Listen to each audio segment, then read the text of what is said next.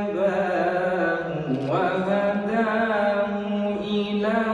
صراط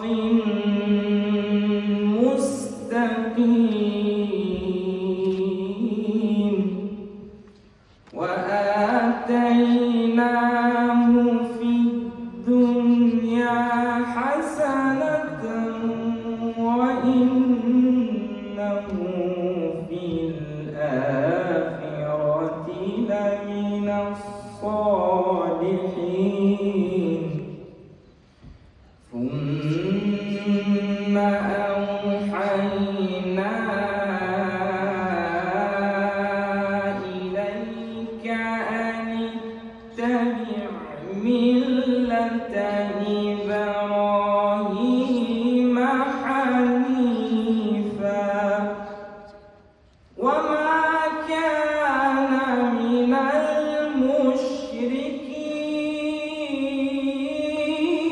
المشركين إنما جعل السبت على الذين اختلفوا فيه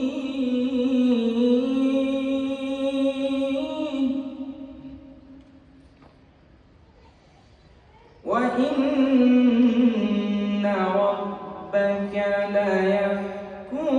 بينهم يوم القيامة وإن ربك ليحكم بينهم يوم القيامة فيما كانوا فيه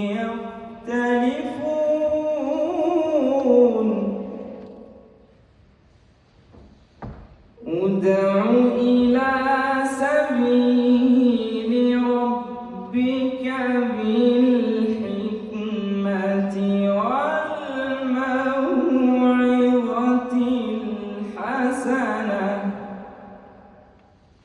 وجادلهم بالتي هي أحسن إن ربك هو أعلم بمن ضل عن سبيله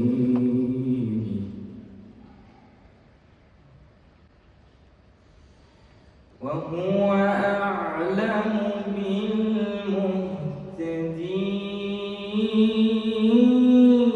بالمهتدين وإن عاقبتم فعاقبوا بمثل ما عوقبتم به ولئن صبرتم لهو خير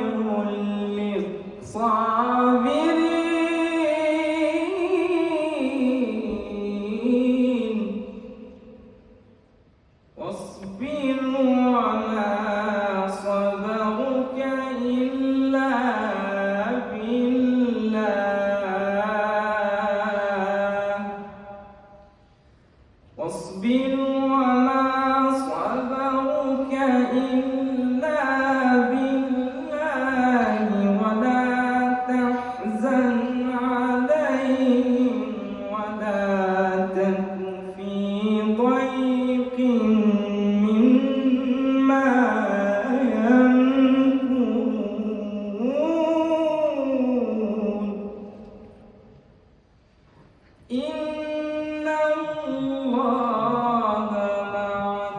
الذين اتقوا والذين هم